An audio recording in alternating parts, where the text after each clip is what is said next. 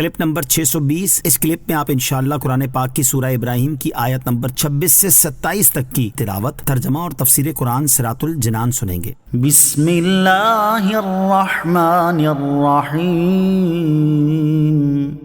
ترجمہ: اللہ کے نام سے شروع جو نہایت مہربان رحمت والا ہے۔ وَمَثَلُ كَلِمَةٍ خَبِيثَةٍ كَشَجَرَةٍ خَبِيثَةٍ اجْتُثَّتْ مِنْ فَوْقِ الْأَرْضِ مَا لَهَا مِنْ قَرَارٍ۔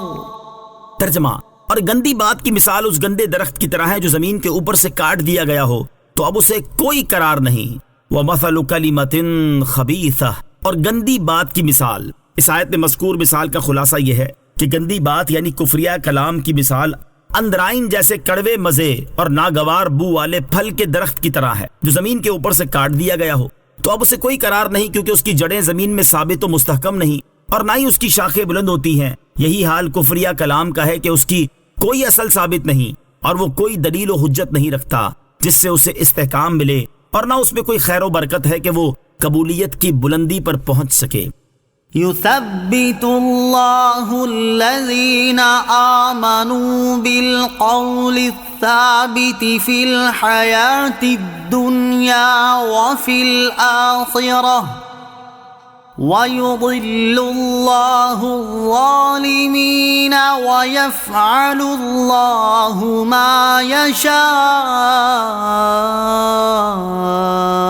ترجمہ: اللہ ایمان والوں کو حق بات پر دنیا کی زندگی میں اور آخرت میں ثابت قدم رکھتا ہے، اور اللہ ظالموں کو گمراہ کرتا ہے، اور اللہ جو چاہتا ہے کرتا ہے۔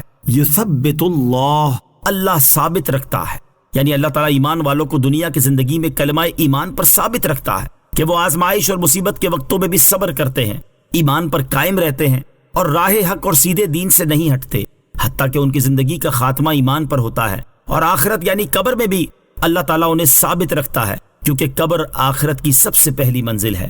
قبر میں مومن کلمہ ایمان پر کس طرح ثابت رہتا ہے، اس کی تفصیل اس حدیث پاک میں ہے۔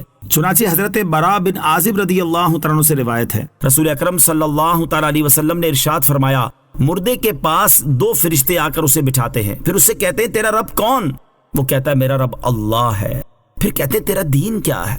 وہ کہتا ہے میرا دین اسلام ہے۔ پھر وہ کہتے ہیں یہ کون صاحب ہے جو تم میں بھیجے گئے؟ وہ کہتا ہے وہ رسول اللہ صلی اللہ تعالیٰ علیہ وسلم ہیں۔ فرشتے کہتے ہیں تجھے یہ کیسے معلوم ہوا؟ وہ کہتا ہے میں نے اللہ عز و جل کی کتاب پڑھی، اس پر ایمان لایا اور اسے سچا جانا۔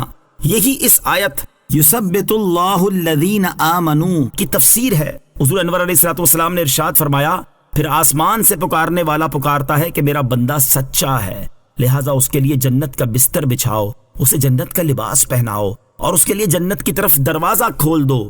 چنانچہ اس کے لیے جنت کا دروازہ کھول دیا جاتا ہے، اس تک جنت کی ہوا اور وہاں کی خوشبو آتی ہے، اور تا حد نظر قبر میں فراخی کر دی جاتی ہے۔ اس کے بعد رسول اللہ صلی اللہ تعالیٰ علیہ وسلم نے کافر کی موت کا ذکر فرمایا کہ اس کی روح اس کے جسم میں لوٹائی جاتی ہے اور اس کے پاس دو فرشتے آتے ہیں، پھر وہ اسے بٹھا کر اس سے کہتے ہیں تیرا رب کون ہے؟ وہ کہتا ہے ہائے ہائے میں نہیں جانتا۔ پھر اس سے پوچھتے ہیں تیرا دین کیا؟ وہ کہتا ہے ہائے ہائے میں نہیں جانتا۔ پھر وہ کہتے ہیں کہ یہ کون صاحب ہے جو تم میں بھیجے گئے؟ وہ کہتا ہے ہائے ہائے میں نہیں جانتا۔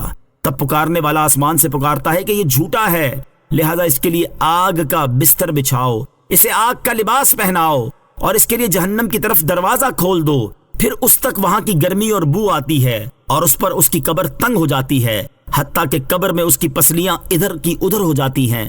پھر اس پر اندھے بہرے فرشتے مسلط کر دیے جاتے ہیں جن کے پاس لوہے کے ہتھوڑے ہوتے ہیں، اگر ان سے پہاڑ کو مارا جائے تو وہ بھی مٹی ہو جائے۔ اس ہتھوڑے سے اسے ایسی مار مارتے ہیں جسے جن و انس کے سوا مشرق و مغرب کی ہر مخلوق سنتی ہے، اس سے وہ مٹی ہو جاتا ہے۔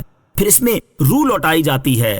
اعاذنا اللہ تعالی من عذاب القبر وثبتنا علی الایمان، یعنی قبر کے عذاب سے اللہ تعالی ہمیں محفوظ فرمائے، اور اے اللہ ہمیں ایمان پر ثابت قدمی نصیب فرما، آمین۔